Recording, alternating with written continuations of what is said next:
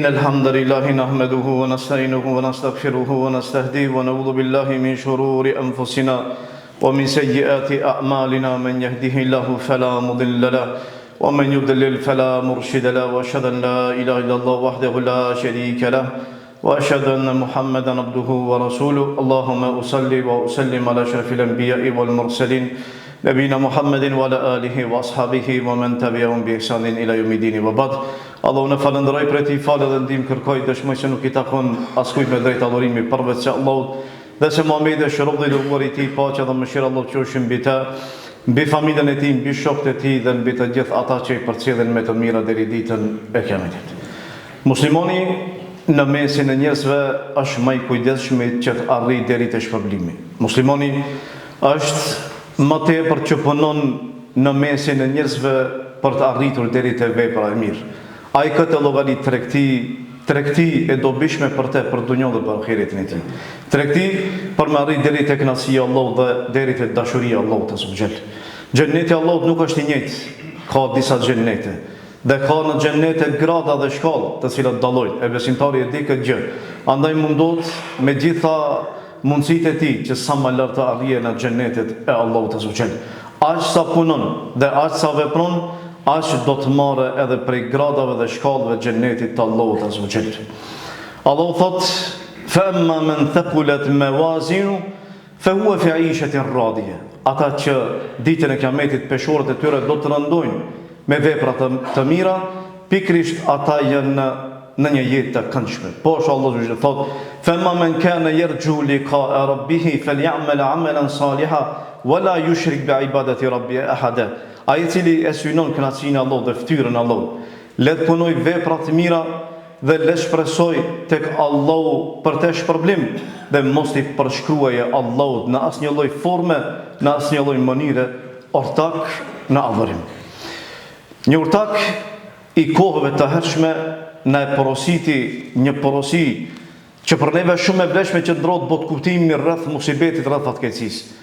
Ky person thoshte I goditur me fatkeqësi nuk është ai I cili e ka lënë prindi, fëmia, gruaja, I dashuri I tij.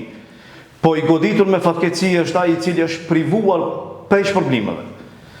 Këtë bot kuptim që e kemi ne rreth fatkeqësive, normalisht është bot kuptimi I ngushtë dhe nuk është bot kuptimi I drejtë. Të parë tonë kanë po më ndryshe këtë bot kuptim. Dhe ata kur kanë folë rreth këtij bot kuptimi e kanë dhënë një sqarim shumë më gjerë se sa ne që e kuptojmë. Për shkak se ne zakonisht fatkeqësi e shohim vetëm se kur ndohemi prej dikujt që e kemi të afër. Na le prindi, na le nëna, na le gruaja, fëmia, I afërmi jon, I dashuri jon. Mirë po realisht bot kuptimi është shumë më I gjerë. Ai donte për me thonë që I goditur realisht me fatkeqësi nuk është një person që I ka ndruar jetë I dashuri I tij. Po I goditur me fatkeqësi është personi që I ka hik namazin e tij, që ka braktis namazin e tij. I goditur realisht me fatkeqësi është personi I cili e ka pasurinë dhe nuk e jep zakatin e tij. I goditur me fatkeqësi është personi që I hik namazin me xhamat dhe fare nuk mërzitet për atë. I goditur me fatkeqësi është personi I cili nuk e përmban gjuhën e tij, nuk e përmban dëgjimin, shikimin dhe gjitha gjymtyrët e tij prej harami. I goditur me fatkeqësi është ai I cili nuk e respekton prindin e tij dhe nuk e respekton nënën e tij dhe ka armiqësi me vëllain e tij. I goditur me fatkeqësi është ai I cili e hap pasurinë me e qerve me padrejt. I goditur me fatkeqësi është ai I cili privohet nga shpërblimi dhe privohet nga veprat e mira. Ky është ai I cili realisht është goditur me fatkeqësi, sepse nëse ndahesh prej dikujt fizikisht në këtë dunjë, shpreson ditën e Kiametit të takosh atë në xhenetet e Allahut azza wa jall. Andaj, pavarësisht mërzisë që ekziston dhe pavarësisht dhembjes se njeriu e ngjen, megjithatë e ka në shpirtin e tij një lloj shprese se atë do të takojë në Kiamet, në xhenetet e Allahut. Mirë po, nëse të humb një emir dhe të jepet një mundësi për me fitu një sevap dhe ti nuk e bën atë, atëherë më kjo nuk kthehet dhe ditën e Kiametit kjo ka mundësi që të bie shkak që mos tysh në xhenemin e Allahut dhe digjesh në zjarmin e xhenemit të Allahut azza wa jall. Hatim el Asam rahimullah, një dietar, një urtak, një asket I periudhës së mëhershme, kur foli për gjendjen e njerëzve. Na sqaroi një dukuri shumë të rëndësishme për neve, sepse edhe ne përjetojmë atë. Bilet e ne edhe shumë ma shumë. Thoshte për gjendjen e njerëzve se si e madhërojnë, se sa e rrisin musibetin, fatkeqësinë e dunjos, dhe asnjëri nuk i shkon në tërmend që ta rrise dhe ta preke musibeti ose fatkeqësia kur e goditat në fe. Çfarë thoshte ky njeri? Ky njeri tha, më hiki tha namazi me xhamot. Namazi me xhamot. Dhe i vetmi i cili erdhi të më ngushëlloje pse më hiki namazi me xhamot, ishte Ebu Ishaq el-Bukhari. Tha sikur të më vdiste fëmija im, atëherë do vinin mbi 10.000 veta të më ngushëllonin, mirë po erdhi vetëm se një të më ngushëlloi pse më hiki namazi me xhamot. Ata pra kishin një botkuptim krejtësisht tjetër për sa i përket fatkeqësive që na godasin ose musibeteve. Ibn Omeri thot për prindin e tij, për Omerin, që ishte kalifi i muslimanëve. Një ditë prej ditëve doli te kopshti i tij që e kishte me pallë me hulme. Dhe i hiki namazi me xhamat, namazi i kindis. Kur u kthye Omeri dhe e pa që i ka ikë namazi me xhamat, tha inna lillahi wa inna ilaihi rajiun. Tha ta Allahu jemi dhe tek Allahu do të kthehemi. Kjo shprehje është shprehje ku njeriu zakonisht e shprehen në kohë fatkeqësive, kur i ndron jetë. Te ne po flasim në përgjithësi. Mirë po ata nuk ka qenë kështu. Tha ne jemi te Allahu dhe tek Allahu kemi për me u kthy. Tha mbas ai tha namazi me xhamat. Tha dëshmone që këtë kopsht që e kam me pallë më të hurnës, krejt e jap sadaka për Allahu, me qëllim që ta shpaguaje atë kohë që i hiki që ta fali namazin me xhamat. E do thotë që të parë tonë, ata nxitonin për në vepra të mira, nxitonin për sevape. Ata e shihnin tregti, dhe ata e shihnin mundësi që Allahu ja ka dhënë atyre. Neve sa mundësi na jepin, dhe sa shanse i kemi për dëshpërinë tonë. Shumë kemi mundësi shumë, na ofrohen shumë mundësi. Mirë, po megjithatë ne i refuzojmë, ose ja na shkalojmë, ose nuk duam që të takohemi me ato mundësi, për shkak kopratësisë, për shkak shumë faktorëve që i kemi në shpirt, që ndikojmë që mos na bëjmë një të mirë. Ata nuk e kishin këtë problem. Ata e kuptonin mirë që tek Allahu subhanahu wa taala e vetmja gjë e cila të bën dobi është vetëm se vepra e mirë. Me vete nuk e merr as pasurinë, me vete nuk e merr as fëmijën, me vete nuk e merr as gruan, me vete e merr vetëm se veprën tënde, ajo do të shoqëroje në varr dhe ajo do të dalë me ty ditën e Kiametit kur do dalish para Allahut azza wa jall. Ebu Hurajra thot për Ebu Bekrin se si ishte Ebu Bekri kalifi i parë i muslimanëve, si ishte ai me këtë çështje, si kuptonte aspektin e bamirësisë, veprave të mira edhe po ashtu sevapeve. Thot Ebu Hurajra transmeton edhe thot që pejgamberi sallallahu alaihi wasallam një ditë prej ditëve i pyeti të pranishëm dhe ju tha atyre, kush për juve sot është gdhira i gërueshëm? Ebu Bekri tha unë ja Rasulullah. Kush për juve sot e ka përcjell një xhenaze? Tha unë ja Rasulullah. Cili për juve sot tha e ka ushqy një të varfër, një të gratë? Tha unë ja Rasulullah. Cili për juve sot e ka vizitu një të sëmur? Ebu Bekri tha unë ja Rasulullah. Pejgamberi sem pas gjithë kësaj tha, te kush bashkohen gjithë ta këto cilësi, ai do të hyjë në xhenetin e Allahut azza wa jall. Ata garonin për sevap edhe për shpërblime, sikur se ne sot që garojnë për pozita dhe pushtete. Sikur se ne sot që garojnë për dunjë, e keni parasysh se vritemi, edhe zihemi, edhe përlohemi, edhe ja kthejmë shpinën njëri tjetrit, edhe armicojnë, edhe gjitha i veprojnë, vetëm që të arrijmë një pozitë në pushtet, ose të arrijmë një punë e cila do të japë pak diçka nga asaj e cila është materiale. E ata kundërtën, ata e vepronin për ahiret. Ata nuk vriteshin, po ata garonin njëri me tjetrin, edhe mundoheshin gjithë pasurinë që e kanë, dhe gjitha mundësitë e tyre fizike, shpirtërore, që i kishin në dispozicion, të i nënshtrojnë për Allahu dhe ta fitojnë një shpërblim, me qëllim që kur dalin para Allahut azza wa jall, kur dalin para Allahut, që dalin fytyrbardh, edhe dalin me shumë vepra të mira dhe të pranuara tek Allahu xhel. Ebu Bekri dhe Omeri, një imazh tjetër të garimit mes tyre që e kishin. Ebu Bekri dhe Omeri një ditë prej ditëve ja treguan e shfaqën veten pa e nxorrën atë bamirësinë dhe dashurinë që e kishin për të arritur shpërblimin. Një ditë prej ditëve pejgamberi Allahut azza wa jall kërkoi prej sahabëve që çapin sadaka. Qëllimi ishte që të përgatitej ushtria për betejën e Tebukut. Omeri tha ditë kisha me vete pasuri. Tha dhe shpresova që këtë ditë t'ia te kaloj Ebu Bekrit dhe ndoshta nuk do të vijë ditë tjetër. Dhe shkova e mora pasurinë time në shtëpi. Dhe ja dërgova pejgamberit Allahut, i thash ja Rasulullah, që pasurinë merre sadaka. për ushtrinë që të përgatitet për ushtrinë që niset për Tebuk. Pas meje tha, pejgamberi sa mi tha, a ke lënë diçka në shtëpi? Ta e kam lënë gjysmën e kësaj. Pas meje tha, erdhi Ebu Bekri dhe solli pasurinë e tij. Dhe e pyeti pejgamberi Allahu xhel. Dhe i tha atij, çfarë ke lënë në shtëpi o Ebu Bekr? Tha, ja Rasulullah, e kam lënë Allahun dhe pejgamberin e tij. Ebu Bekr, Omeri tha pas kësaj, tha ma asnjëherë nuk garova me Ebu Bekrin, sepse s'kishte mundësi të i dalë atij burrit madh në aspektin e bujës. S'kishte mundësi që dharri. Ishte njëri bujar, ishte njëri fesnik, ishte shok i ngushtë i dashur për pejgamberin e Allahut azza wa jall. Ky është Ebu Bekri, i cili kujdeset në vazhdimsi që të punojë sa më shumë vepra të mira dhe të arrijë sa më shumë shpërblime me qëllim që ato të i ketë bagazh me vete për ditën e Kiametit kur do dole para Allahut azza wa jall. E shkaku i këtij kujdesi që e kishte Ebu Bekri, pejgamberi sa e ngriti nomin e tij dhe e lavdëroi emrin e tij dhe gjithë sahabët e dinin që e donte shumë Ebu Bekrin pejgamberi sa. Prandaj tha me një ditë pejgamberi sa tha më së shumti që më ka ofruar prej shoqërisë dhe pasurisë është Ebu Bekri. Sikur dikë ta merja për mik, kisha për me marrë Ebu Bekrin. Mirë po vallazëri dhe dashuri në Islam. Dhe tha pastaj pejgamberi sa gjitha deriçka është një derë e vogël që hapet në pjesën e pasme të shtëpisë. Tha gjitha deriçkat le të mbyllen, sepse disa prej sahabëve kishin pasaport që shkojnë për në xhami, tha gjitha le të mbyllen përveç se deriçka e Ebu Bekrit, ai le të mbetet e hapur. Me këtë pejgamberi sa e tregoi vlerën dhe tregoi se sa sakrifica bën Ebu Bekri për fenë Allah dhe për pejgamberin Allahu xhel në atë periudhë. Një çështje tjetër, një imazh tjetër i rëndësishëm.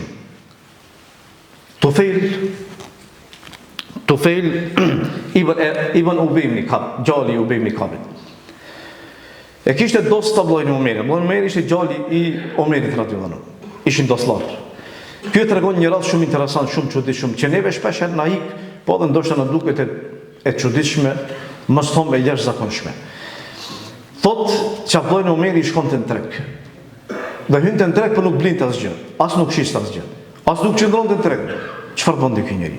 Ky njeri shkonte u jepte selam tregtarit, ai që shitte dhe gjërat më dobta, më pa vlera. Person i ngrohtë. S'ka dalë diçka me shit në treg, me bën një lloj biznesi, por në pas një lloj kafshate në shtëpi. I jepte çdo njeri të jepte selam. Ta dhe kthej shpi. Një ditë për ditë të thiri sërish. Edhe i thash, o Abdullah, po ti as nuk po blen, as nuk po shet, as nuk qëndron në treg, çka bën? Çka më orë me ty, çka më bën në treg? Tha, në treg, tha, secilin që e shoh, tha i jap selam. Që tregu është një madh, normalisht shkon më shumë njerëz, t'jepet mundësia më shumë me dhënë selam, apo? Ta jap secilit selam. Edhe shkon në treg, filloi. Selam aleikum, selam aleikum, selam aleikum, selam aleikum, me secilin. Pse? Se njeriu kur jep sevap merr problem, apo? Merr problem. Qëllimi i tij ishte të arrijë problem. Shumë e thjeshtë, e lehtë, për gjuhën, nuk të rëndon, as nuk lodh, asgjë nuk bën, ama shpërblimi është i madh. Shpërblimi është i madh. Dikujt sot mi thon shkon treg edhe jep selam, ti thot garanti i çmendur. Kur ja tregon gjitha këto gjurmë, çka thot? Këto gjurmë janë një periudhë e cila ka qenë më herët, po tashmë kjo periudhë thot nuk vlen, edhe nuk është, po nuk është e vërtetë, sepse ai i cili dëshiron se vapin, edhe dëshiron që të arrijë kënaqësinë e Allahut, e gjen çdo lloj forme të mëshme për me arritë drejtë shpërblimi. Po edhe nëse del një numër, një pjesë i madh, shembull, për shembull, rrugë vjen musliman, jepu selam. Edhe fiton shpërblime me lejen e Allahut azza wa jall. Gjitha këto imazhe i përmenda me qëllim që të ngrihen ambicet e tona. Këto imazhe ndoshta për ne janë tronda shumë që t'i zbatojmë, ama si imazhe na ngrisin ambicin. Ne jemi tash në muajin e Ramazanit. Muaj ku ky muaj është përplot me shpërblime. Paramendoj veten se jemi një treg. Dhe atë treg ka frutet ndryshme dhe perimet pavarësisht tregu si treg që është. Edhe thuhet ty hyn brenda dhe vjen prej atyre me vjell, me mor. Nësoj pasaj u gjapo thot po vjen, me thonë ka vjen, jo. Vjen prej tregu çka dush, se gjitha i ke pa pare. Sa të muj, çka bën? Me thos, apo me those, me veture, me gjitha mundësi që i ke shkon për me marë. Edhe tash në Ramazan është ashtu. Mundohu vjell prej të mirave të Ramazanit sa të mundesh. Është një rrezik shumë i madh që pejgamberi sa na e përshkroi për ata që privohen nga e mira në Ramazan. Ashtu si që na ditë që pejgamberi sa hipin mimber. Dhe pasi që hipin shkallën e parë tha amin. Pastaj ngrit në një shkallë më lart tha amin. Shkallën e tetë tha amin. Kur e pyetën pejgamberi sa e sqaroi tha më erdhi Xhibrili dhe më tha o Muhammed, ai që hin Ramazan. Dhe drejt prej Ramazanit e hin xhenem, Allahu e largoi prej rahmetit tij. Pse se Ramazani është mundësi për me hi xhenetin Allah dhe me fituar dhe mu liru nga zjarmi xhenemit Allah dhe gjelë. Radhe në këto sezone tilla sikur se Ramazani. Pa shëmpyqe ti sa je gati, sa je përgatit para prakisht për me punu gjatë këtij muajit. Shikone, ne si popull kemi probleme planifikimet. Ne nuk planifikojmë, a prej neve kërkohet që të planifikojmë. Andaj është një rregull thotë, ai i cili dështon në planifikim, ai vetëm se ka planifiku dështim. Për shkak se kur ti nuk planifikon, të nuk realizon, nuk e di se çka keme punu për këtë muaj të Ramazanit, çka bën, punon mirë po andej këndej. Sistemin e ke kaos. Ama realisht kur ti angazhohesh, edhe përpiqesh, edhe planifikon, edhe synon, atëherë me lenë Allah tash më ndryshe. A ja vlen, normalisht ja vlen. Për shkak se është funi funit për të mirën tënde. Andaj nëse arrin ti gjitha ato planifikimet e tua më arrit deri në 50%, thuhet që nëse i ka arrit deri në 50, mos u dëshiro. Se kjo është mirë, synimin e ke të mirë dhe je angazhu, edhe pse nuk e ke te kalu më shumë se gjysmën, ama shenjë shumë e mirë, mos u dorëzo dhe vazhdo. Nëse ke arrit prej 50 deri 70, kjo është shumë mirë. I ke arrit synimet e tua, qëllimet e tua, ambicjet e tua. E ke mundësin, i ke shumë vepra të mira, sepse nesër ato do duhen, edhe bagazhi i veprave të mira është ai i cili të shpëton me lenë Allah ditën e Kiametit. I lumtur është ai i cili punon, dhe ai i cili angazhohet për të arritur shpërblimet dhe kënaqësinë e Allahut xhel. Një i vdekur, a e dini çfarë dëshiron dhe çfarë shpreson ai? Një i vdekur e shpreson një gjë, jo të kthehet te familja. Jo të vijë në dunjë ti përjetoj kënaqësitë e pshore. Jo. As që quaj pas pasioneve, jo. As pas grave, jo. As pas alkoolit, jo. As gjithë atyre mirësive që i ka përjetu, jo. A i shpreson thjesht, kthehet, ti fale 2 rekate. Unë e ti që neglizhoj. Kthehet, thot një herë veç subhanallah, ose astaghfirullah, një herë, po nuk e jepet mundësia. Prandaj Allah subhanahu kur e përshkoi rastin e tij tha hatta idha jaa ahaduhumul maut qala rabbi irji'un, kur i vjen donjorit prej tyre vdeka, thon o Zot na kthe. Allahu tha la'alli a'malu salihan fima tarak, me qëllim që ta bëj një vepër të mirë që më ka hik dhe nuk e kam punu. Allahu tha kella, tha kurse si innaha kelimetun huwa qailuha, kjo është fjala që ai e thot. Mirë, po çfarë është realiteti? Tha wa min waraihim barzakhun ila yawm yubathun, po realisht ata janë në një jetë e pas vdekjes, jeta e berzahut, ku pas asaj pritet që të vijë ringjallja dhe dita e Kiametit. Ai nuk shpresoi që të kthehej te familja. Dhe nuk shpresoi ta shohë fëmijën e tij, dash gruan e tij, dash bizneset e tij. Ai shpresoi diçka tjetër, që të vijë edhe ti bëje thjesht veç 2 rekate, ose ta përmende veç një herë Allah. Megjithatë më nuk kthehet. Nuk ka mundësi. Prandaj thoshte Katate rahimullah në kuptimin e këtij ajeti, thoshte ai nuk shpresoi që ta shohë familjen dhe të kthehet, që ti ndjekë dëshirat e fshore e tij, po ai shpresoi diçka tjetër.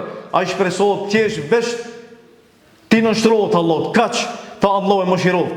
Atë burr, atë njeri i cili e vepron një vepër që jo besimtari kur e shef dënimin ditën e Kiametit, kishte shpresuar që ta bënte ai atë vepër. Andaj ne jemi gjallë, shfrytëzohet tash mundësinë, i men që llogaritet ai i cili llogarit veten e tij dhe e përmban veten e tij dhe angazhohet për ahiretin e tij. Kurse i paft që e kanë mundur epshet e tij, llogaritet ai person i cili e ndjek epshin e tij dhe dëshirat e fshore të tij dhe shpreson në fund që Allah do t'ja falë atij, pa u penduar dhe pa ju kthyer Allahu azza xhel. Allah ma fal, po Allah ta fal, ama ta fal kur? Ta fal atëherë në atë moment kur ti i kthehesh Allahut dhe synon krasin Allah dhe do me të vërtet për me lona gjuna, ose atë mëkat, ose atë met që e ke. Tash Ramazanin e ke si mundësi, mundet që qëtë si piknisja jote e ndryshimit tanë, sepse gjitha mundësit janë dhe si sezon, i ka gjitha faktor që të ndihmojnë për krajnë edhe të shtyjnë drejt asaj. E lusë Allahun që të na banë prej tyre, dhe lusë Allahun që të na mundson që sa më shumë që të mundojmë të arrijmë drejt e veprat e mira. Wa aqulu qawli hadha wa astaghfirullaha li wa lakum walhamdulillahi rabbil alamin. Alhamdulillahi rabbil alamin wa salli wa sallim ala ashrafil anbiya'i wal mursalin wa ba'd. A e dini se për 1 minutë njeriu ka mundësi me fitu shpërblime të shumta që nuk ja merr mendja atij për 1 minutë, vetëm se 1 minutë. Për 24 orëve që i ke në ditë, veç 1 minutë. Çka mundesh me përfitu ti për 1 minutë? Mundesh me përfitu shumë. Dëgjoni këtë. Për 1 minutë, ta jap një shembull shkurt, për 1 minutë ka mundësi për me thonë 100 herë subhanallah wa bihamdi. 100 herë. Subhanallah wa bihamdi. Ndoshta pak më shpejt, ama e thu, e ushtron veten. Ndoshta herën e parë 60 herë, herën e dytë 70, po realisht ajo që është e parapame për 1 minutë, 100 herë me thonë subhanallahi wa bihamdi. 100 herë. Kush e thot subhanallahu wa bihamdi 100 herë, ati i falen gjunat edhe sikur ato të ishin si shkuma ose sa shkuma e detit. Shkuma e detit, keni parasysh sa është? Shumë, po? A shumë edhe bën vazhdimsi. Nëse i ke gjunat e tua aq, nëse thua veç këtë 100 herë, ma këtë e thua për 1 minutë, të falen ato gjunat. Për 1 minutë ka mundësi për me thonë subhanallahi wa bihamdi, subhanallahi l'adhim 50 herë. Subhanallahi wa bihamdi, subhanallahi l'adhim 50 herë. Nëse ti e thua këtë 50 herë, këto fjalë janë fjalë të lehta për gjuhën, por të rënda në peshore dhe dashura për Allah. Nëse i thuaj gjitha këto me lenin Allah, shpërblime parandoj sa ke. Për 1 minutë. Për 1 minutë mundesh në formën e shkurt me dërgu salavate për pejgamberin sallallahu alaihi wasallam. Sa herë?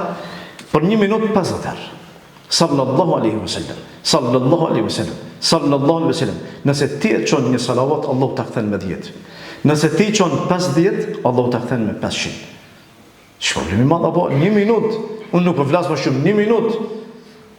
Për 1 minutë mundesh me lexu 20 herë dikundi planifikohet surën Kul huwallahu ahad.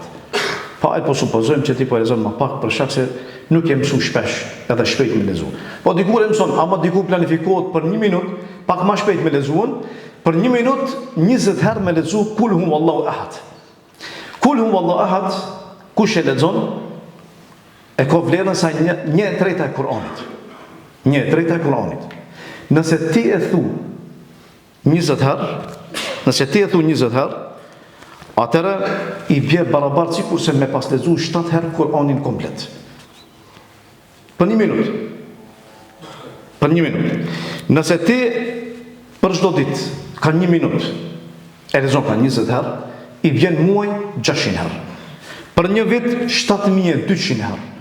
Që i bie diku që ti i lexon, e ke lexuar Kur'anin 2400 herë. 2400 herë. Atë e ke lexuar veç 20 herë Kul huwallahu ahad për 1 minutë brenda një dite. Gjatë 3 vitit. Apo shef sa e lehtë. Sa e lehtë është arritja e shpërblimeve. S'ka këtu filozofi shumë. Shikoni, njeriu nuk duhet me neglizhu veprat e mira të vogla, po edhe gjunat e vogla. Këto janë 2 rregulla. Mos ta përbuzim veprën e vogël të mirë dhe mos ta përbuzim, mos ta ndërshojmë gjunahun e vogël.